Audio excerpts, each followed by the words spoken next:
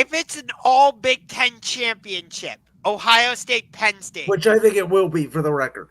do you think that means the SEC's reign of terror is officially over? Because, I like, think it was clear it was over by like week 6 of this year. I think that it. By the way, I don't think it has anything to do with the Big Ten. I don't think it has anything to do with the SEC. I think it all has to do with El Dinero and this thing called the transfer portal and this thing called NIL, which has gotten Bill Belichick into college football, calling into the Pat McAfee show from his car because he's recruiting high school kids.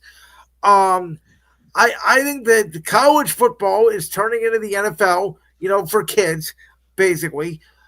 Teams like Georgia Tech and teams like Vanderbilt that defeated Alabama this year, and teams like Ole Miss and even some of these lower level SEC teams like Kentucky that can now take Georgia's fourth best receiver or Bama's third best lineman, let's say, and make them their number one best lineman or their number one receiver. It's balanced out the sport.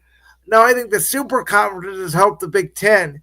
Earlier the year, we all kind of thought Texas was the best team in the country. They still don't feel like an SEC team. They still feel like a Big 12 team that's predicated on their offense. Ohio State has, I think, sort of separated a little bit with their dominating win over Oregon, but they've always been good.